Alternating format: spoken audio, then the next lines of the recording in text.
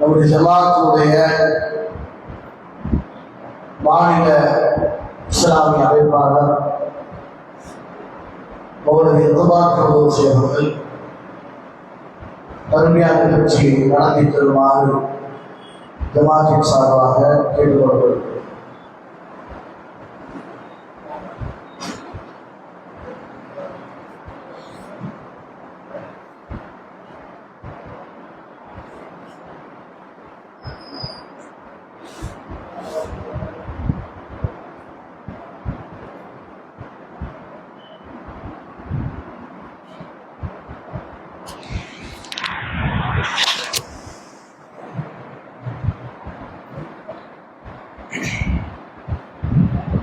السلام عليكم ورحمة الله وبركاته.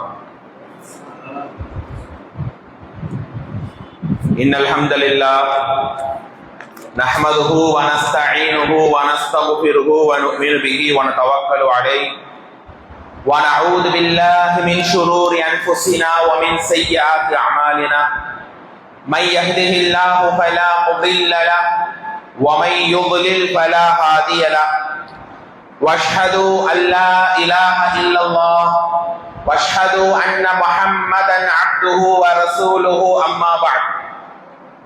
அளவற்ற அருளாளனும் நிகரில்லா பேரன்புடையோனுமாகிய அல்லாஹ்வின் திருப்பெயரை போற்றி புகழ்ந்து ஆரம்பிக்கிறேன். அல்லாஹ்வினுடைய அருளும் கிருபையும் நபிகள் நாயகம் ஸல்லல்லாஹு அலைஹி வஸல்லம் அவர்கள் மீதும் அவர்களின் குடும்பத்தார்கள் சஹாபாக்கள் ஏனைய இந்த சபையிலே பங்கெடுத்திருக்கிற என் மீதும் உங்கள் மீதும் என்னுடைய உங்களுடைய தாய் தந்தை என்னுடைய உங்களுடைய குடும்பத்தினர் அனைவர் மீதும் நம் குடும்பத்தில் நண்பர்களில் வாழ்ந்து மண்ணறையில் இருப்பவர்கள் மீதும் அல்லாஹ்வுடைய கருணையும் மன்னிப்பும் என்றென்றும் நிலவட்டுமாக.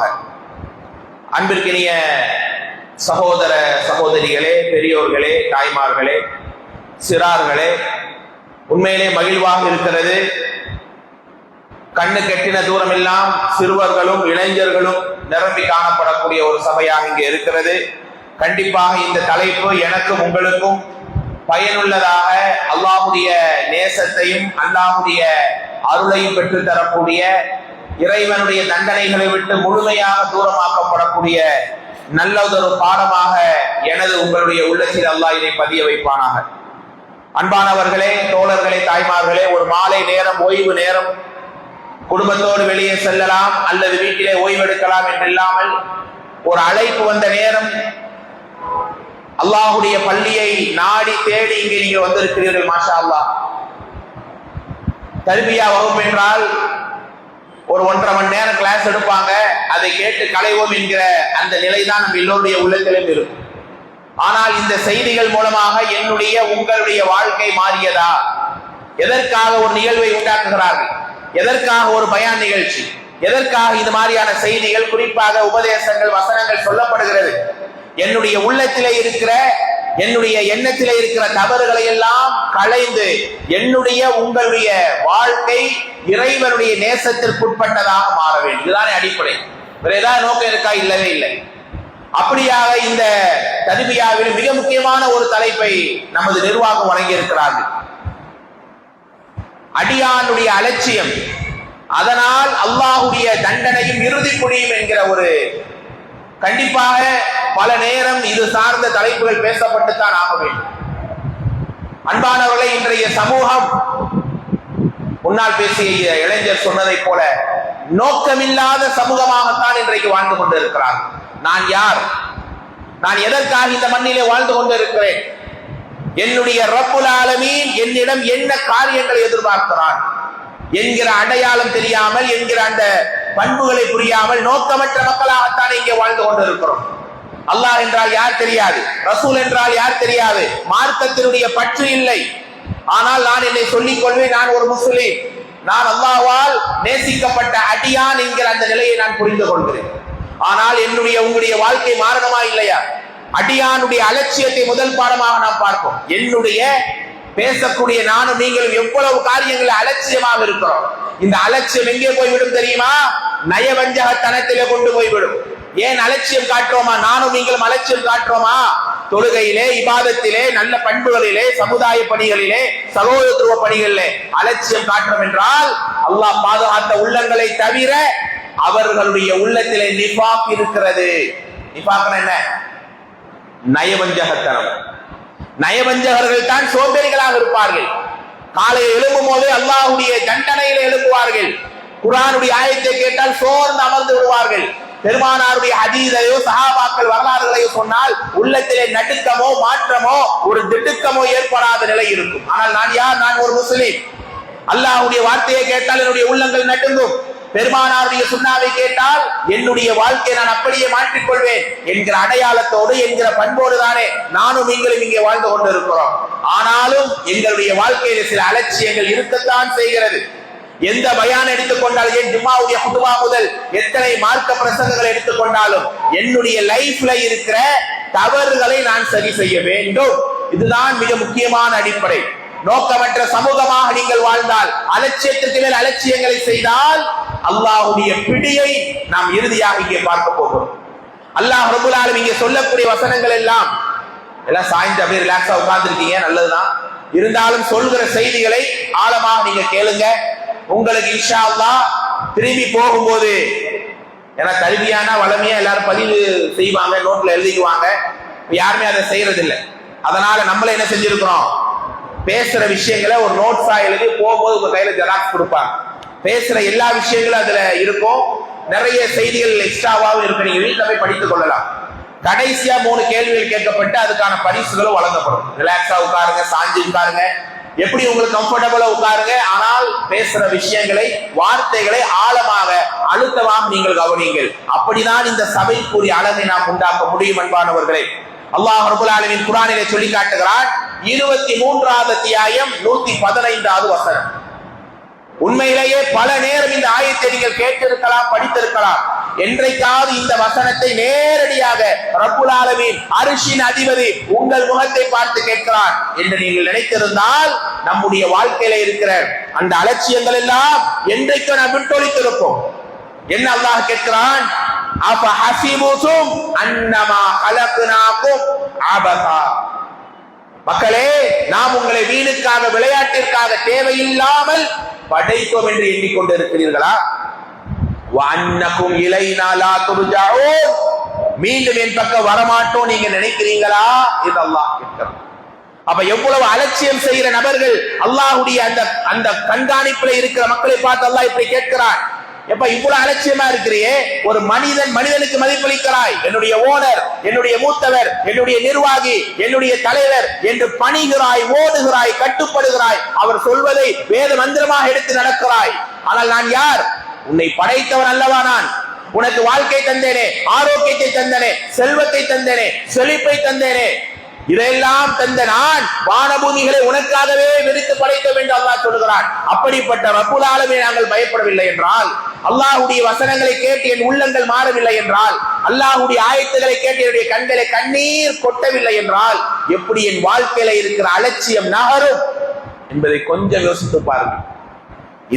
இந்த உரை, இந்த தருவியா முடிந்த பிறகு என் வாழ்க்கையில ஏதாவது ஒரு தவறை நான் விட்டுவிட்டு நன்மையின் பக்கம், அல்லாஹ்வுடைய பிரியத்தின் பக்கம், அல்லாஹ்வுடைய நேசத்தின் பக்கம் நானும் நீங்களும் நகர்ந்தால் இந்த உரையை கேட்பது நியாயம். தோழர்களே, தாய்மார்கள், அல்லாஹ் ரப்பல் ஆலமீன் அவனுடைய கட்டளைகள் ஏராளம் சொல்லி தருகிறான். அதிலே ஒரு சில கட்டளைகளைத்தான் நாம் இங்கே படிக்க போகிறோம். முதலாவது கட்டளை, இதிலேயே நாம் ரொம்பவும் கவனம் இல்லாமல் இருக்கிறோம், அலட்சியத்தை அதிகமாக காட்டுகிறோம். அந்த முதலாவது பாடம் இந்த மார்க்கம், இந்த தௌஹீதில், இந்த இறை நம்பிக்கை கோட்பாட்டிலே எங்களுடைய அலட்சியத்தை நீங்கள் கண்ணால் பார்க்கலாம். அல்லாஹ் ரப்பல் ஆலமீன் இந்த தீனை, இஸ்லாத்தை எவ்வளவு பெரிய கண்ணியமாக எங்களுக்கு அல்லாஹ் தந்திருக்கிறார். உலகத்தில் நீங்கள் செல்வந்தராக இருக்கலாம், பதவி உள்ளவராக இருக்கலாம், எவ்வளவோ பெரிய நியமத்தை நீங்கள் அல்லாஹ்வுடைய அருளால் பெற்றிருக்கலாம். எல்லா நியமத்தை விட மிகப்பெரிய சொத்து என்றால் இந்த தீனுல் இஸ்லாம், இந்த மார்க்கம். ஆனா அந்த மார்க்கத்திலே அந்த தௌஹீதையும் அல்லாஹ் எங்களுக்கு மிகப்பெரிய கண்ணியமாக தந்திருக்கிறான். நீங்கள் உங்களை சொல்லிக் கொள்வீர்கள், நான் குர்ஆன் சுன்னாவை பின்பற்றுகிறேன், மார்க்கத்துடைய சட்டங்களை நான் எல்லா நிலையிலும் நடக்கிறேன் என்று வாயிலே சொல்றோம், வாயிலே பேசுகிறோம். ஆனால் எங்களுடைய மார்க்கத்திலே அந்த மார்க்கம் அங்கீகரிக்கக்கூடிய உண்மையான விசுவாசிகளாக, நேசர்களாக எங்களை மாற்றிவிட்டதா? முதலாவது பாடம் இந்த மார்க்கத்தில் அலட்சியம். அல்லாஹ்வுடைய மார்க்கத்தை இஸ்லாத்தை ஏற்றுக்கொண்டால் மட்டும் போதாது, முஸ்லிம்களாக மோமீன்களாக உங்களை நீங்கள் நிலைநிறுத்திக் கொண்டீர்களா? இங்க இருக்கக்கூடிய மக்களை உங்களை பார்த்து நான் கேட்கிறேன். அல்லாஹ், நீங்க உங்களை முஸ்லிம் சொல்றீங்க, முஃமின் சொல்றீங்க, அல்லாஹ்வை அறிந்தவங்க எத்தனை பேர் இருக்கிறீர்கள்? அல்லாஹ்வுடைய அழகிய பெயர்கள் ஒரு 50 எனக்கு தெரியும், ஒரு 25 எனக்கு தெரியும். யாரா இருக்கீங்களா? பிள்ளைகள் இருக்கிறாங்க, சொல்லுங்க. ஒரு சிலர்கள் தெரியலாம், பெரியவங்க. அல்லாஹ்வுடைய ஆற்றல்கள் என்ன தெரியாது என்றால் இத்தனை காலங்களாக வாழ்றோமே இந்த மண்ணிலே, ஆனா அல்லாஹ்வுடைய அழகிய பெயர்கள் எனக்கு தெரியாது என்றால் இது தீனிலே உள்ள அலட்சியமா இல்லையா? அல்லாஹ்வை அறியக்கூடிய, அல்லாஹ்வுடைய தன்மைகளை புரியக்கூடிய எவ்வளவோ பாடங்கள் உண்டு. ஆனா அந்த பாடங்களை எல்லாம் தெரியாமல் நான் இருப்பது இந்த தௌஹீதிலையும் இந்த இஸ்லாத்திலையும் இந்த மார்க்கத்திலையும் காட்டக்கூடிய அலட்சியம் தானே தோழர்களே, தாய்மார்களே. அது மட்டுமல்ல, அல்லாஹ்வுடைய தூதர் ஸல்லல்லாஹு அலைஹி வஸல்லம் அவர்களுடைய வாழ்க்கை எவ்வளவு அழகானது.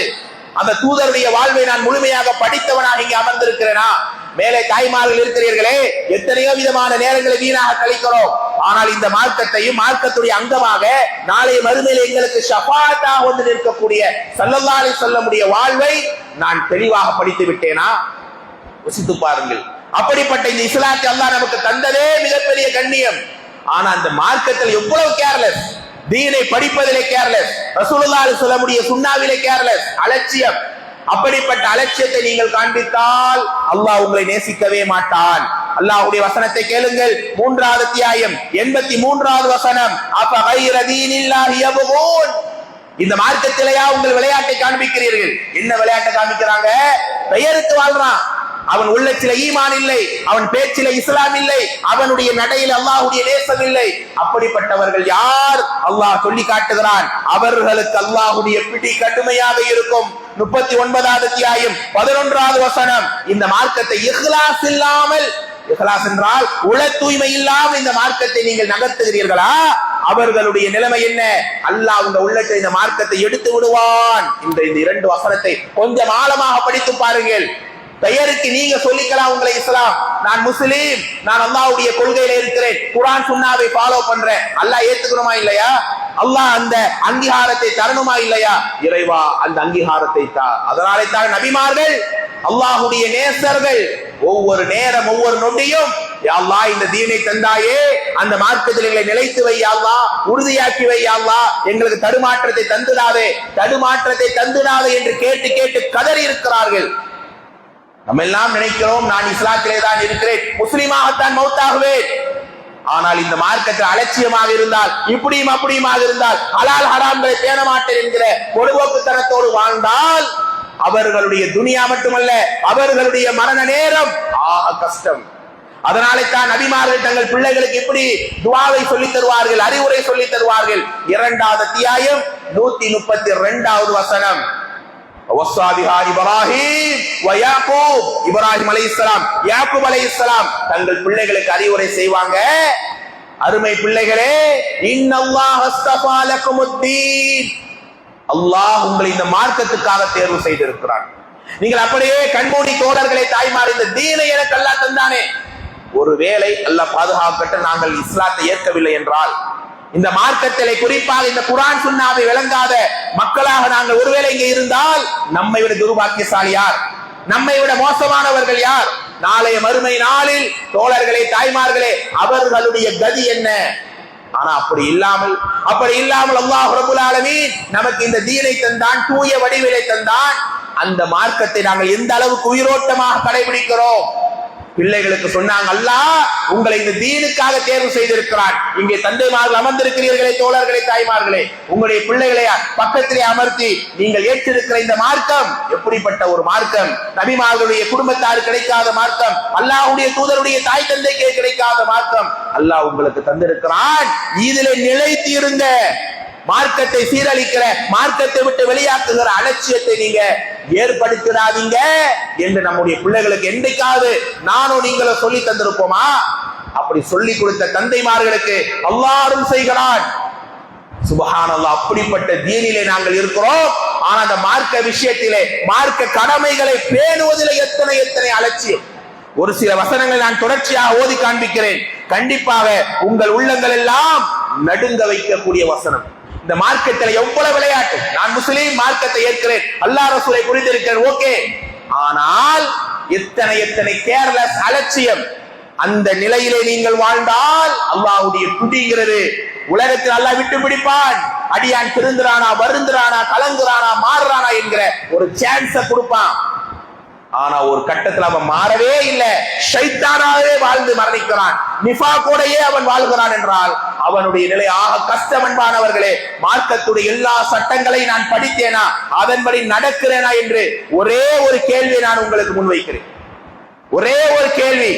எல்லாரும் மார்க்க கடமை சரியாத்தான் ஃபாலோ பண்றேன், ஏன் நான் பொய் பேசுவதில்லையா, புறம் பேசுவதில்லையா, அடுத்த வாழ்வை அல்லாஹ் பாதுகாக்கிற சிலர்கள் கெடுக்கிறாங்களா இல்லையா, நல்ல கணவனாக இல்லை, நல்ல மனைவியாக இல்லை, நல்ல சமூகத்தினுடைய உறுப்பினராக இல்லை, இதெல்லாம் அலட்சியம் தானே. எவ்வளவு பெரிய அலட்சியம் என்றால் இவர்களை பற்றி அல்லாஹ் இப்படி எச்சரிக்கிறான். இந்த ஒரே ஒரு வசனம், தயவு செய்து நீங்க நோட்ஸ் கொடுத்தாலும், நீங்க எழுதி வைத்துக் கொண்டாலும் இந்த ஆயத்தை நீங்க மனப்பாடம் செய்து வைத்துக் கொள்ளும். ரெண்டே ரெண்டு வசனம். எப்போது நீங்க உங்க லைஃப்ல நான் ஏன் இப்படி வாழ்றேன், எனக்கு ஏன் அல்லாஹ் இவ்வளவு அலட்சியத்தை தந்துட்டா, நான் மாறணுமே என்ற நிலை வரும்போதெல்லாம் இந்த இரண்டு வசனத்தை நீங்கள் படித்து பார்க்க வேண்டும். ஒன்று 2வது அத்தியாயத்துடைய 85வது வசனம், 2வது வசனம் 7 ஆராஃபிலே 51வது வசனம். மனப்பாடமாவே மைண்ட்ல இருக்கணும். 2ல எத்தனாவது நம்பர் சொன்னேன்? 85, 85. 2வது வசனம் என்ன சொன்னேன்? 7ல 51வது வசனம். சுப்ஹானல்லாஹ். இந்த 2 வசனத்தை நீங்கள் கேட்டும் எங்க லைஃப்ல, எங்க ஈமான்ல, எங்க மார்க்கத்துல இருக்கிற அலட்சியத்தை நீக்கவில்லை என்றால், ஆஹா, இது மனிதனுடைய வார்த்தை அல்ல, சாதாரண நபரினுடைய எச்சரிக்கை அல்ல, படைத்த அல்லாஹ். அவன் நாடினால் மனிதனை எப்படிப்பட்ட அழிவிலேயும் அழி என்றால் அழிந்து விடும். வயநாட்டிலே பார்த்தோமா இல்லையா, எப்படிப்பட்ட அழிவுகள் தோழர்களே. அல்லாஹுக்கு பிடிப்பது, அந்த இறுதி பிடி என்பது ஆக கஷ்டம் என்று நினைக்கிறீங்களா? இல்லை, ஆகுன ஆயிரும். அல்லாஹ் சொல்லுகிறான், முதலாவது ஆயத், அஃபதுமினூன பிபாதில் கிதாப் வ தக்ஃபுரூன பிபாதி. ஒரே ஒரு வார்த்தை நான் கேட்பேன், அல்லாஹ்வுடைய சட்டங்கள், கட்டளைகள் எல்லாவற்றிலையும் நான் கவனமா தான் இருக்கிறேன், எதுலையுமே குர்ஆன் சுன்னாவை நான் மிஸ் பண்ணிட கூடாது என்கிற உள்ளுணர்வு இருக்கா இல்லையா? அப்படி இல்லை என்றால் மார்க்கத்தில் அலட்சியத்தை காட்டுறீங்கன்னா அவர்களுக்கான வசனம் அல்லாஹ் கேட்கிறான். ஏண்டா இந்த மார்க் அல்லாஹ் இப்படியே கேட்கிறான், அந்த வசனத்தை அப்படியே நீங்க தனிமையிலே அப்படியே உங்களை பார்த்து அல்லாஹ் கேட்கிற மாதிரி நீங்க படிச்சீங்கன்னா உண்மையிலே உங்களுடைய உள்ளங்கள் நடுங்கும். அஃபதுமினூன பிபஅதில் கிதாப் வ தக்ஃபுரூன பிபஅதி. இந்த மார்க்கத்துல விளையாடுறீங்களா? இஷ்டப்பட்டா உங்களுக்கு ஈஸியான சட்டங்களை ஃபாலோ பண்ணுவீங்க, உங்களுக்கு ஏதாவது சிரமம், உங்களுக்கு ஏதாவது அதனால பிரச்சனை என்றால் அந்த மார்க்க கடமைகளை விட்டு விடுவீர்களா? இதுதானே அலட்சியம். முடிஞ்சா செய்வாங்க, இல்லைன்னா விட்டுருவாங்க, இதைத்தானே அலட்சியம் என்று சொல்லுவோம். அப்படி நீங்க நடக்கிறீங்களா? எப்பா, உங்களுக்கு இந்த மார்க்கத்தை கொடுத்ததே மிகப்பெரிய கண்ணியம், அல்லாஹ் யாருக்குமே கிடைக்காத மிகப்பெரிய சொத்தாக, நாளைய மறுமையின் முத்தாக இந்த தீனை தந்திருக்கிறான். அதுல விளையாடுறியா? அதுல இஷ்டப்பட்டா நீ நடப்பாய், இல்லை என்றால் இந்த ஆயத்தின்படி, இந்த சூறாவின்படி நீ நடக்க மாட்டாய் என்றால் அல்லாஹ்வுடைய பிடியை கேளுங்கள். சுப்ஹானா, இப்படி ஒரு ஆயத்தை கேட்டும் நானும் நீங்களோ இந்த மார்க்கத்திலே கூடல் குறைவை செய்தால், மார்க்கத்திலே அலட்சியமாக இருந்தால், இந்த இஸ்லாமிய கொள்கையை நாம் சாதாரணமாக எடுத்துக்கொண்டால் அல்லாஹ் சொல்கிறான், ஃபமா ஜஸாஉ மை யஃஅலு ஸாலிக். ஏன் இந்த அலட்சியம் செய்றான்? ஏன் இந்த அலட்சியம்? உலகத்துக்காகத்தானே, இந்த உலக இன்பங்களுக்காகத்தானே நம்முடைய கேர்லெஸ் காமிக்கிறோம், இதனால என்னுடைய துனியா பாழாகிவிடும் என்கிற அலட்சியம் தானே அன்பானவர்களே. அல்லாஹ் சொல்றா, இப்படி என் தீனிலே நீங்கள் பொதுபோக்கை காமிக்கிறீர்களா? ஒரு பெயருக்கு நீங்க வாழ்றீங்களா? என்னுடைய கட்டளைகளை சிலதை ஏற்று சிலதை விடுவீர்களா? ஃபமா ஜஸாஉ மை யஃஅலு ஸாலிக். இப்படிப்பட்ட மக்களுக்கு ஹிஸ்யுன் ஃபில் ஹயாத்தித் துன்யா. எந்த உலகத்தை நாடி தேடி விரும்பி ஓடி வாழ்றியோ அந்த உலகத்திலே கேவலத்தை நாம் தருவோம். கேவலம்னா 4 பேர் திட்டுறதா, 4 பேர் அசிங்கமா பேசுறதா? இல்லை. அல்லாஹ் இந்த தீனில இருந்து உங்களை அப்புறப்படுத்துவான். அல்லாஹ் உங்களுடைய வாழ்விலே இருக்கிற பரக்கத்தை எடுப்பான். அல்லாஹ் ஆரோக்கியத்தை பிடுங்கி விடுவான். மக்கள் எல்லாம் நல்ல நிலையில நம்மை கண்ணியத்தோடு பார்த்தார்கள், அந்த கண்ணியத்தை எடுத்து விட்டால் இது எல்லாம் வரும். எடுத்தா பரவாயில்லையா? அல்லாஹ் பாதுகாக்க வேண்டும். இஸ்லாத்தை தந்து, கண்ணியத்தை தந்து, ஆரோக்கியத்தை தந்து, ஈமானிய உறுதியை தந்து, நல்ல எல்லா விதமான மார்க்க பிடிப்பை தந்தானே, அதுல நீ விளையாட்டை காமித்தால் அல்லாஹ் சொல்லுகிறான், இந்த துணியாலே காட்டுவார். அலட்சியம் செய்யறவங்களுக்கு கபருல தான் வேதனை, மறுமையில தான் இல்ல. அல்லாஹ்வுடைய அந்த இறுதி பிடி, அந்த இறுக்கமான பிடி இந்த பூமியிலேயே நடக்கும்.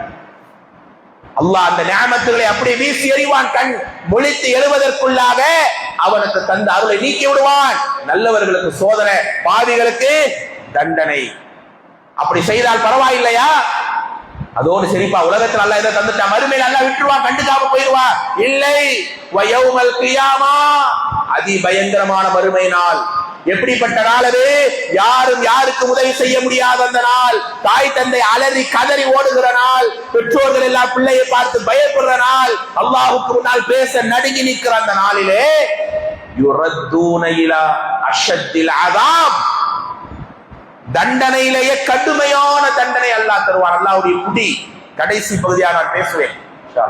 அப்படிப்பட்ட அந்த தண்டனை அல்லாஹ் சொல்கிறான். அஷத், ஷதீத் என்றால் கடுமை, அஷத் என்றால் ரொம்ப ரொம்ப கடுமை. அல்லாஹ் கடுமை சொன்னாலே இவ்வளவு பெருசு, ஆனா ரொம்ப கடுமைங்கிறான். கடைசியாக அல்லாஹ் அந்த ஆயத்தை முடிப்பான். வமல்லாஹு பிகாஃபிலின் அம்மா தஅமலூன். மனிதனே, உன்னுடைய தவறுகளையும் அலட்சியங்களையும் நான் பார்க்காம இருக்க நினைக்கிறியா? எல்லாத்தையும் பார்க்கிற. என்னை விட்டு நீ மறைய முடியாது, எந்த குறைகளை நீ என்னை விட்டு தடுக்க முடியாது என்று அல்லாஹ் எச்சரிக்கிறான். இந்த ஆயத்தை ஓதி இருக்கிறேனே, உங்கள் உள்ளத்தில் ஏற்பட்ட மாற்றம் என்ன சொல்லுங்க. பயானாவே போது, தர்பியா தானே இது. என்ன ஆயத்தை ஓதி காமிச்சிருக்க பசங்க சொல்லுங்க.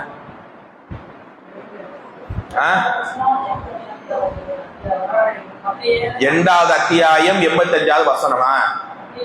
பின்னாடி போணுமா? கொஞ்சம் எல்லாம் ஃப்ரண்ட்ல வருவீங்களா? கொஞ்சம் ஃப்ரண்ட்ல வா.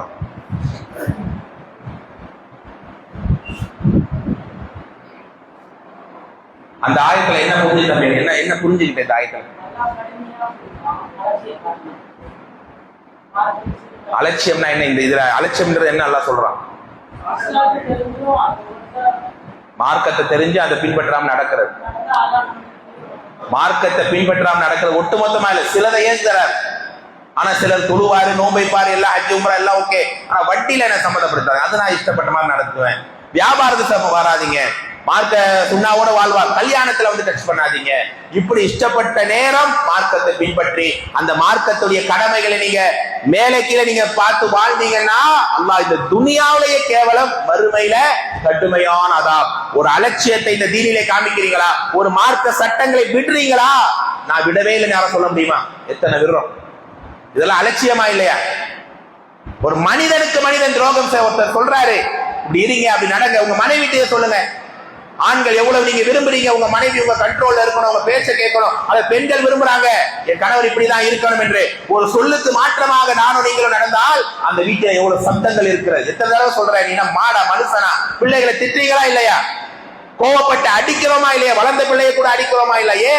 உங்க பேச்சுக்கு மறுப்பு அங்க வரும்போது, நீங்க சொல்றத காதுல வாங்கலங்கிற போது, ஆனா படைத்த ரஹ்மான் மனிதனாகி நம்மை படைத்து நமக்கு வாழ்க்கையை தந்து, செல்வத்தை தந்து, செழிப்பை தந்து, இந்த குர்ஆன் என்கிற வேதத்தையும் தந்து, இப்படிதான் நீ வாழணும், இப்படிதான் நீ நடக்கணும் என்கிற உணர்வை தந்த பிறகு இப்படி மனுஷன் மாறினான், அல்லாஹ் விடுவானா? அவருடைய பிடி அதிகமாக இருக்கும்.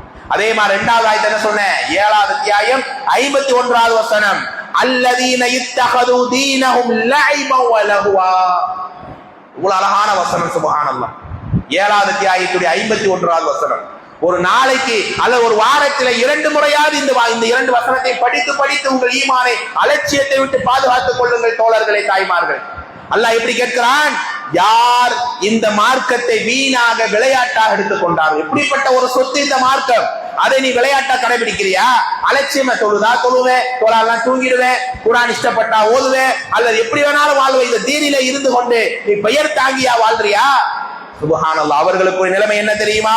அல்லாஹ் எச்சரிக்கிறார், பல் யௌம நன்சாஹும். நாளைய உலகத்திலே அழிவாக இருந்தாலும் நாளைய மறுமையிலே இவனுக்கும் அல்லாஹ்வுக்கு எந்த தொடர்பும் இல்லை.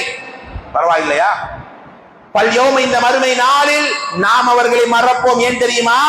நீ என்னை மறந்தாயே, நான் ஒருவன் இருக்கிறேன், உன்னை பார்க்கிறேன், உன்னை கண்காணிக்கிறேன் என்கிற உணர்விலேயே நீ வாழலையே. எனவே இந்த நாளில் உன்னை சந்திப்பதை விட்டே அல்லாஹ் நான் நான் தூரமாகி விடுவேன். அது மட்டுமல்ல, வமா கானு பி ஆயாத்தினா யஜ்ஹதூன், என்னுடைய வசனங்கள் உன் உள்ளத்தை உருக்கவில்லையே, என்னுடைய காரியங்களை மாற்றவில்லை என்று அல்லாஹ் கேட்கிறான். அப்ப இந்த மார்க்கத்தை விளையாட்டாக கேலி கூத்தாக எடுத்துக்கொண்டால் அவர்கள் அல்லாஹ் மறுமையில யார் என்றே மறந்து அவர்களுக்கு எந்த பேச்சும் கிடையாது. வஸீகல்லதீன கஃபரு, இதோ இந்த அநியாயக்காரர்களை, மார்க்கத்தை சட்டங்களை அலட்சியப்படுத்தியவர்களை விரட்டி அடிங்க என்று அல்லாஹ் அனுப்புவான். அதனாலே தான் அந்த சஹாபாக்கள் எதை இழந்தாலும் இறுதி மூச்சு வரை இந்த ஈமானோடையே வாழ்ந்தார்கள். நாம் எல்லாம் இந்த மார்க்கத்தை, இந்த இஸ்லாத்தை ஏற்றதற்காக எந்த அர்ப்பணிப்பு செய்தோமா? அல்லாஹ் நாடியவர்களை தவிர பலர்கள் இல்லை. குறிப்பாக இளைஞர்கள், இளைய சமூகமே எவ்வளவு அலட்சியம் என்றால், சொன்னாரே, அற்ப உலக இன்பத்திற்காக இந்த தீனை விட்டு ஓடுகிறார். காதுல கேள்விப்படுறோமா இல்லையா? இளைய சமூகம், இளைஞர்கள், சிறுவர்களுக்காக இந்த ஒரு ஆயத்தை நான் அதிகமாக இங்கே சேர்க்கிறேன். எந்த நிலையிலேயும் இந்த மார்க்கத்தை விட்டு விடக்கூடாது. சமீபத்தில் ஒரு இடத்து, ஒரு காலேஜுக்கு போறாங்க, சொல்றாங்க, அற்ப உலக இன்பம், காசுக்காக அல்லது காதலுக்காக இந்த மார்க்கத்தையே அலட்சியப்படுத்துகிறார்கள். 3வது அத்தியாயத்துடைய 86வது வசனம். சுப்ஹான அல்லாஹ்வுடைய அந்த பிடியை அப்படியே கண் முன்னால் கொண்டு வரக்கூடிய வசனம். கைஃப யஹ்தில்லாஹு கௌமன் கஃபரு பஅத ஈமானிஹிம், ஒரு சமூகத்தை எப்படி அல்லாஹ் நேர்வழிப்படுத்துவார், எப்படி அல்லாஹ்வுடைய ரஹமத் கிடைக்கும். கஃபரு பஅத ஈமானிஹிம், அல்லாஹ் ஈமானை தந்தான், இஸ்லாத்தை தந்தான், வேதத்தை தந்தான், ரசூலுடைய வாழ்வை படிக்க வைத்தான். அதற்கு பிறகு அவங்க மாறினாங்க. அன்ன அலைஹிம் லஅனத்துல்லாஹி வல் மலாயிகத்தி வன் நாஸி அஜ்மஈன், இந்த தீனை, இந்த மார்க்கத்தை விளையாட்டாக அல்லது அலட்சியப்படுத்தி விட்டு வெளியேறி விடுகிறீர்களா? இவர்களுடைய நிலை என்ன? அல்லாஹ்வுடைய, மலக்கினுடைய, நல்லவர்களுடைய அனைவருடைய சாபம் இறங்கும். அப்படிப்பட்ட இந்த வசனங்கள் எல்லாம் நம்முடைய உள்ளத்தை அலட்சியத்திலே இருந்து இந்த தீனையிலே நம்ம எவ்வளவு உறுதியாக இருக்கிறோம் அந்த துடிப்பை தரணுமா இல்லையா? ஒரு கேள்வி நான் கேட்கிறேன். அல்லாஹ் ஒரு மனுஷனை சபித்தால் சாதாரணமான பாவமா? சாதாரணமான தண்டனையாது? என்ன நடக்குது? யாரா சொல்லுங்க, பின்னாடி உள்ளவங்க சொல்லுங்க. அல்லாஹ் ஒருவனை சபித்தால் அங்க என்ன நடக்குது? பிள்ளைகள், சிறுவர்கள் அந்த விளைவை, அந்த நிலையை அறிந்தால் மட்டும்தான் சாபத்திற்குரிய பாவங்கள் நம்மால விளக்க முடியும். சொல்லுங்க, தர்பியா தானே இது? தர்பியானா யாரும் ஒன்னும் சொல்ல மாட்டேங்கிறீங்க, பேச மாட்டேங்கிறீங்களே.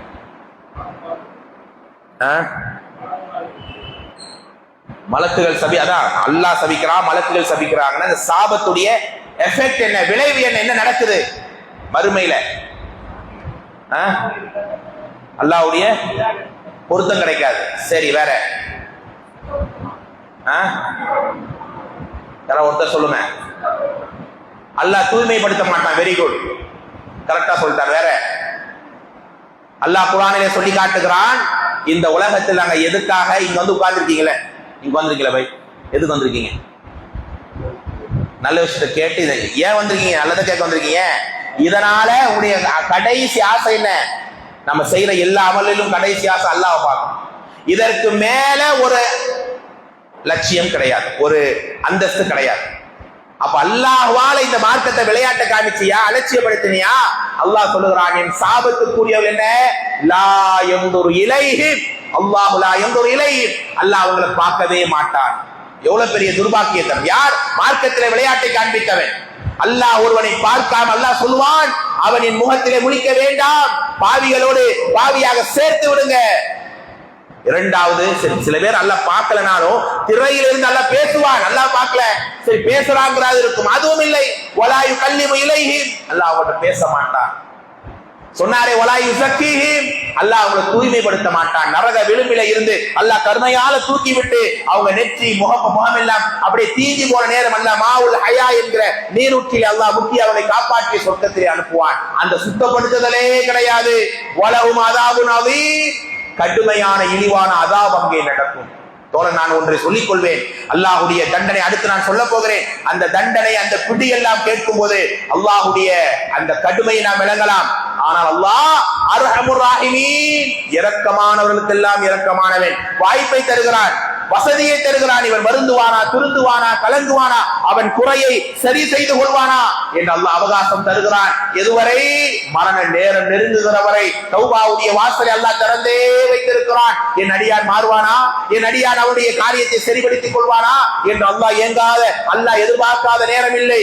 அதுவரைதான் அல்லாஹ்வுடைய டைம். இல்லை என்றால் அவர்களுக்குரிய பிடி அல்லாஹ் கடுமையாக்குவான். எவ்வளவு அல்லாஹ்வுடைய கருணை, எவ்வளவு அல்லாஹ்வுடைய ரஹ்மத்தை நாம் பெறுகிறோம். காரணம், அவனுடைய பிடியை கொஞ்சம் தள்ளி வைத்திருக்கிறான்.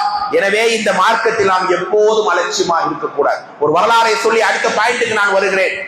ஹபீப் இப்னு ஸைத் ரலியல்லாஹு, இந்த சஹாபி பேரை கேள்விப்பட்டிருக்கீங்களா? ஹபீப் இப்னு ஸைத் ரலியல்லாஹு. மார்க்கத்துல எந்த நிலையிலேயும் அலட்சியமோ அல்லது பலகீனத்தை காட்டிடக் கூடாது என்று வாழ்ந்த ஒரு இளைஞர். அவங்களுடைய தாயார் பேர் யாரு?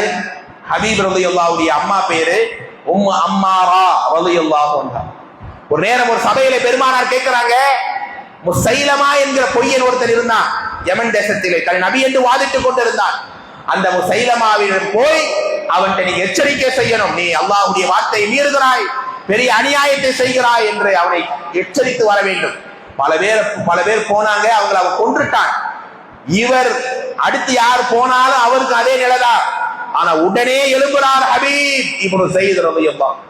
நான் போகிறேன் யா ரசூலல்லாஹ், எனக்கு அந்த வாய்ப்பை தாங்க, நான் போய் அவரிடம் எச்சரிக்கை செய்கிறேன். வீட்டுக்கு வருகிறார், உம்மாவிடத்திலே சொல்கிறார், அம்மா இப்படி நான் செல்ல போகிறேன். தாயாரோ, மகனே உன்னிடம் இருக்கக்கூடிய புத்தாடை அணிந்து கொள், அல்லாஹ்விடத்திலே உன்னுடைய இந்த பயணத்துக்காக நான் பிரார்த்திக்கிறேன். அந்த தாய்க்கும் தெரியும் மகன் சென்றால் உயிரோடு வருவது மிக அரிது. ஹபீப் இப்னு ஸைத் அந்த முசைலமாவை நேருக்கு நேராக சந்திக்கிறார். நீ யார்? ஆனா ரசூல் இல்ல, நான் ரசூலுல்லாஹ்வுடைய தூதன். ரசூலுல்லாஹ், நான் தான் ரசூலுல்லாஹ். யாரை சொல்கிறாய்? என்னை ரசூலாக ஏற்றுக்கொள் என்று முசைலமா விரட்டுகிறான். சொல்லும் போதே காதை அடைக்கிறார். இல்லை நான் கேட்க மாட்டேன். 2 கைகளை மாறாக வெட்டுகிறான். இதற்கு பிறகு ஒரே ஒரு வாய்ப்பு, என்னை நபியாக ஏற்றுக்கொண்டால் நீ ஊருக்கு திரும்பலாம். எந்த நிலையில இந்த தீனை நான் விட்டுக் கொடுக்க மாட்டேன், உன்னை நபியாக ஏற்க மாட்டேன். உன்னை கடுமையாக சித்திரவதை செய்து அந்த சஹாபியை கொன்றான். ஜனாசா ஊருக்கு வருகிறது. தன்னை யாராவது ஏற்க மறுத்தால் அவர்களுக்கு இந்த நிலைதான் என்று எல்லாரும் பார்த்து நடுங்கணும், பயப்படணுங்கிறதுக்காக இந்த நிலை. அந்த நேரம் அவங்க தாயார் அந்த ஜனாசாவை பார்த்து, சுபஹான மார்க்க பற்றை பாருங்கள், கண் முன்னால் பிள்ளை இறந்து கிடக்கிறான். அந்த நேரம் எல்லாரும் கேட்கிறாங்க, அம்மாவும் முகத்துல ஒரு கண்ணீரே வரலையா? பெத்த வயிறு எவ்வளவு வேதனைப்படணும். ஆனா உன் முகத்துல அந்த கண்ணீர் இல்லையே, அதாவது சிரிப்பை, நீ புன்முறுவலை வெளிப்படுத்துறாயே. என்ன ஒண்ணு, ஒருவேளை அந்த முசைலமாவிற்கு பயந்து என் மகன் அவனை நபியை ஏத்துக்கிட்டா உயிரோடு வந்திருந்தா நான் அழுது இருப்பேன், ஆஹா இந்த தீனில அலட்சியத்தை காண்பிச்சிட்டானேன்னு. ஆனால் கடைசி வரை அல்லாஹ்வுடைய தூதர் அகிலத்தின் அருட்குடைய ஈமான் கொண்டதால் அவன் இப்போது இங்கே இப்படி கொல்லப்பட்டிருக்கிறான். ஒருவேளை எனக்கு அல்லாஹ் சொர்க்கத்தை தந்தால் என் மகனை சொர்க்கத்திலே இன்ஷா அல்லாஹ் பார்க்கிற அந்த காட்சியை நினைத்து நினைத்து நினைத்து நான் சிரிக்கிறேன் என்று சொன்னார்களே. இந்த மார்க்க உறுதியை இறுதி மூச்சு வரை இந்த மார்க்க பிடிப்பில் இருந்தார்களே, அலட்சியம் என்கிற பெயருக்கே இடமில்லாமல் அன்றைய மக்கள் வாழ்ந்தார்களே, அந்த பிடிமானம் நம்முடைய வாழ்க்கையில இருக்க வேண்டும். இதுதான் தீன். அல்லாஹ் ஈமானுக்கு அடுத்து பல இடங்களில் அல்லாஹ் இரண்டாவதாக நமக்கு சொல்லித் தரக்கூடிய பாடம் என்ன? சூரா அஸ்ர் உங்களுக்கு தெரியும். வல் அஸ்ர் இன்னல் இன்சான லஃபீ ஹுஸ்ர், மனிதன் நஷ்டவாளியாக இருக்கிறான். சிலரை தவிர. யார்? இல்லல்லதீன ஆமனு, சொல்லுங்க, இல்லல்லதீன ஆமனு வ ஆமிலுஸ் ஸாலிஹாத், நல்லறங்களை செய்யக்கூடியவர்கள். ஈமான பத்தி பேசுற மேக்சிமமான இடங்களிலே நல்லறங்களை அல்லாஹ் பேசுவான். சுப்ஹானல்லாஹ். உண்மையிலே இன்றைக்கு இருக்கக்கூடிய நேரம், காலை அடைந்தவனால் மாலை இல்லை. வயநாட்டிலே கேள்விப்பட்டிருப்பீர்கள் தானே, இமாம் இஷாவுக்கு சொல்கிறார், மழை அதிகமாகுது, எல்லாரும் கொஞ்சம் பாதுகாப்பா இருங்க. காலையில அந்த இமாமும் இல்லை, அந்த பள்ளிவாசலும் இல்லை. காலை இப்ப மாலை அடைந்து விட்டார்கள், காலை இல்லை, அல்லாஹ் நாடியவர்களை தவிர. இரவிலே நீங்கள் உறங்கக்கூடிய நேரம் தோழர்களே, தாய்மார்களே, அல்லாஹ் தன்னுடைய உயிரை அப்படியே பிடிக்க வைத்துக் கொள்கிறான். மனிதனுடைய உயிரை தன் கைவசம் எடுத்துக் கொள்கிறான். காலை அவனுக்கு ஹயாத் இருந்தால், அஜல் தவறு இருந்தால் அவனுடைய உயிரை மீட்டு தருகிறான் என்பானவர்களே. இல்லை என்றால் பிடிக்கப்பட்ட உயிர் அவ்வளவுதான். இப்படி தினசரி மௌத்துகளை பார்க்கிறோமே. இப்போது கூட சொன்னாங்க, ஷரீப் பாயுடைய தம்பி நல்ல இருந்த மனிதர், திடீரென்று அவர் இப்படி நோய்வாய்ப்பட்டு இருக்கிறார். மனுஷன் என்னைக்கு நோய்வாய்ப்படுவா, என்னைக்கு மரணத்தை தருவான் தெரியாது. கடந்த வாரத்துக்கு முன்னால் ஒரு சின்ன இளைஞன் நல்லா இருக்கிறாரு, திடீர்னு அப்படியே நெஞ்ச பிடிச்ச ஒரு மாதிரி அப்படியே தள்ளாடி, கையில ஒரு சாப்பிடுற தட்டு இருக்குதுங்க, சாப்பிட்டு இருந்த மனுஷன் திடீர்னு தூக்கி போட்டு மவுத் ஆகுவானா? அல்லாஹ் அக்பர். சிறு வயது அப்படியே கேராய் கார்டியாக் அரெஸ்ட் ஆகி அங்கேயே மவுத்.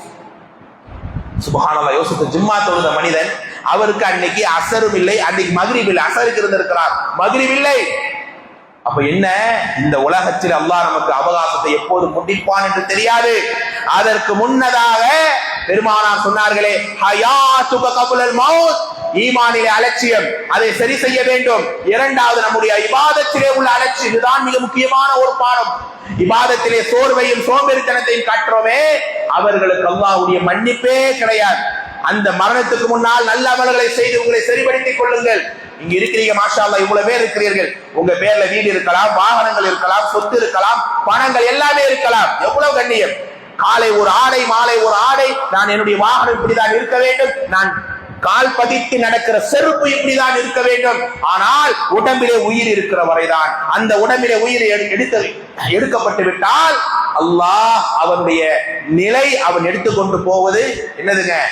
நம்முடைய இபாதத். இந்த உட்கார்ந்து இந்த நேரம் ஒரு மணி நேரம் ஸ்பெண்ட் பண்றீங்களே, வெளியே போயிருக்கலாம், வேற வேலைகளை ஈடுபட்டு இருக்கலாம், குடும்பத்தோடு பேசி இருக்கலாம், ஆனால் அல்லாஹ்வுக்காக அரிசிலே அமர்ந்து ரப்புல் ஆலமீன் என்னை பாராட்ட வேண்டும் என்பதற்காக இங்கே வந்து அமர்ந்திருக்கிறீர்களே, ஏன்? இது ஒரு அமல். இந்த ஒரு மணி நேரம், 1.5 மணி நேரம் உங்கள் லைஃப்ல அல்லாஹ்வுடைய நியமத்தை, அருளை வாங்கி தரும் என்றால் அது சாதாரணமானதல்ல. அப்படிப்பட்ட இபாதத்தில் நம்மை நாம் சரி செய்ய வேண்டும். அல்லாஹ் சொல்லுகிறான் 30வது அத்தியாயத்துடைய 15வது வசனம், ஒவ்வொரு தடவையும் அமலிலே சோர்வை காட்டும் போது, சுன்னத்து தானே நாளைக்கு பார்க்கலாம், நஃபில் தானே சான்ஸ் இருக்கு, ஆரோக்கியம் இருக்கு, இன்னைக்கு என்னால் நஃபில் நோன்பு வைக்க முடியும், ஆனா வைக்கிறோமா? இன்னைக்கு என்னால ஒரு பேஜ் குர்ஆனை ஓத முடியும், ஒரு வாரத்துல ஸ்கிரீனிங் டைம் மட்டும் வாரம் கூடிக்கிட்டே போகுது. அல்லாஹ் என்னை உங்களை மன்னிக்க வேண்டும். ஆனா அதே போன்ற குர்ஆன் இருக்குது, ரமதானுக்கு பிறகும் நான் டெய்லி குர்ஆன் ஓதுறேன், வாரத்தை ஒரு நாள் ஓதுறேன், போன ஃப்ரைடே சூரா கௌஃபை நான் ஓதினேன், அந்த துஆவை, அந்த சூராவை ஓத கூட எனக்கு நேரம் இல்லை என்றால், அல்லாஹ்வுடைய தூதர் சொன்னார்கள், ஒரு மனிதனை வறுமையில் அல்லாஹ் எழுப்புவான். அக்ர சித்தீன சனா, ஒரு 60 ஆண்டு காலத்தை 70 ஆண்டு காலம் தந்தேனே, ஓய்வை தந்தேனே, ஆரோக்கியத்தை தந்தேனே, அழகான பள்ளியை தந்தேனே, ஏண்டா நீ அமல் செய்யல? என்ன பதிலை சொல்வாய்? ஒரு இளைய சமூகம், பெரியவர்களால் பள்ளிக்கு ஓடி வருகிறார்கள், நினைத்த அமல்களை அல்லாஹ் நாடி செய்கிறார்கள். ஆனால் சிறுவர்கள், இளைஞர்கள் அரட்டை அடிப்பது, தேவையில்லாத நட்போடு சேர்ந்து ஊர் சுற்றுவது. நாளைய மறுமை நாளில் இளைய சமூகமே, அல்லாஹ் உங்களை கேள்வி கேட்பான். கைஃப அஃப்னா ஷபாபக், ஒரு இளமை எப்படி கழித்தாய்? இளமையில ஆபாசங்களை பார்த்து கழித்த எவ்வளவு அலட்சியம்! நான் போன்ல தப்ப பாக்குறேன், யாருமே இல்லைன்னு தானே பாக்குறாள், அல்லாஹ் பார்க்கிறாரே. ஒரு சிசிடிவி கேமரா என்ன அப்படியே வாட்ச் பண்ணிட்டே இருக்குன்னா நான் எவ்வளவு ஒழுக்கமாக வாழ்வேன். ஆனால் அந்த நிலை இல்லாமல் படைத்தவர் ஒருவன் பார்க்கிறான் என்கிற பதட்டமோ பயமோ நடுக்கமோ இல்லாமல் நான் நடக்கிறேன் என்றால் அவர்களுக்கு அல்லாஹ்வுடைய பிடி தான் கடுமை. அப்படிப்பட்ட இந்த சமூகம், இளைய சமூகம் குறிப்பாக அமலிலே அலட்சியமாக இருந்தால் அவர்களுக்கு தான் அல்லாஹ் எச்சரிக்கிறான். 30வது அத்தியாயம் என்ன நம்பர் சொன்னேன்? 30வது அத்தியாயம், 9 கிடையாது, 30ல 15, 16 2 வசனங்கள். ஈமான் கொண்டு யார் நல்லறங்களை நிறைய செய்கிறார்களோ சொர்க்கத்திலே நிம்மதியான மகிழ்ச்சியான அழகான வாழ்வை அல்லாஹ் தருவான். அப்படிப்பட்ட அந்த சொர்க்கம், அந்த நிலையிலே உறுதியாக ஒருவர் நுழைவார் என்றால் நல்ல அமல்கள் செய்தவர்கள் தான். அல்லாஹ் என்னுடைய உங்களுடைய ஆயுளை நீட்டி வைக்கட்டும். ஒரு உதாரணத்துக்கு, ஒரு மனிதனுக்கு மலக்குள் மௌத் வந்து விட்டார்கள் என்றால் அவன் என்ன ஆசைப்படுவான்? கொஞ்சம் டைம் கேட்பானா இல்லையா? 75வது அத்தியாயத்தினுடைய 40 முதல் படித்து பாருங்கள். கால ரப்பி, இறைவா, லௌலா அஹர்தனி இலா அஜலின் கரீப். கரீப் என்றால் ரொம்ப சின்ன ஒரு, எனக்கெல்லாம் எவ்வளவு இன்னைக்கு பயான்கள், எவ்வளவு மார்க்க வகுப்புகள், எவ்வளவு திலாவத்துக்கு நேரம் இருந்தும் கடந்து போயிடும். இந்த இன்னைக்கு நீங்க கலந்து கொண்ட இந்த பயான் இல்ல எவ்வளவு பெரிய நன்மை அடையறீங்க, மாஷா அல்லாஹ். அல்லாஹ் நாடி ஒருவேளை மிஸ் பண்ணா இந்த நன்மையை எப்ப பெற்றிருக்க முடியுமா? ஒருவேளை மிஸ் பண்ணி இருந்தால் இந்த நிர்பந்த வேலை போயிருக்கலாம், கிடைக்காது, அவ்வளவுதான். அல்லாஹ் உங்களுக்கு நன்மை நாடி இருக்கிறான். அதனால தானே பெருமானார் சொன்னாங்க ஸல்லல்லாஹு அலைஹி வஸல்லம், இதா அராதல்லாஹு பிஅப்தின் கைரா, ஒரு அடியானுக்கு அல்லாஹ் கைரை நலவை நாடிவிட்டால் இஸ்தஅமல்ஹு, அவருக்கு அமல் செய்யற தௌஃபீக்கை தருவான். நீங்க உட்கார்ந்து நீங்க நினைச்சீங்க நீயத்து வச்சுக்க வந்து நினைக்கிறீங்களா? அல்லாஹ் நாடிட்டான் இவருக்கு நீங்க நன்மையை தரணும், இந்த மஜ்லிஸிலே இவரை அலங்கரிக்க வேண்டும், அர்ஷிலே அமர்ந்து உங்களை பாராட்ட வேண்டும். அப்படிப்பட்ட பெருமானார் சொன்னாங்க, ஒரு மனிதனுக்கு அல்லாஹ் கைரை நலவை நாடிவிட்டால் அமல் செய்ய வைப்பான், நிறைய தொலை வைப்பான், உங்களை நிறைய இஸ்திக்பார் தேட வைப்பான், தௌபா தேட வைப்பான். சஹாபாக்கள் கேட்டால் கைஃப யா ரசூலல்லாஹ், எப்போது இது நடக்கும் என்றால், எப்போதுமே அல்லாஹ் அந்த பாக்கியத்தை கொடுப்பான். சோம்பேறித்தனமா இருந்தால் பள்ளிக்கு ஓடி வந்துடுறீங்களே, 2 மணிக்கு தான் படுப்பாரு, 4 மணிக்கு எழுந்து தஹஜ்ஜத் தொழுவாரு. ஆனா நம்மளால 10 மணிக்கு படுத்தாலும் எழும்ப முடியாது, சோம்பேறித்தனம் நயவஞ்சகம் புகுந்து விட்டது. ஆனால் சஹாபாக்கள் கேட்கும் போது பெருமானார் சொன்னாங்க ஸல்லல்லாஹு அலைஹி வஸல்லம், கபுலல் மவுத், கபுலல் மவுத், மவுத்துக்கு முன்னால் அல்லாஹ்வை அவர் வணங்கி கொண்டிருப்பார். இப்படி பயான் பண்ணும்போதே ஒரு மவுத் யோசிச்சு பாருங்க. அல்லது ஒரு சஜிதாவில இருக்கும் போதே அல்லாஹ் ஒரு மௌத்தை தந்தால் அதுதான் உங்களுடைய அமலினுடைய அழகு என்று பெருமானார் சொன்னார்கள். ஆக இரண்டாவது பாடம், அமல்களில் நாம் அலட்சியம் காட்டிவிடவே கூடாது. சொல்லுங்க.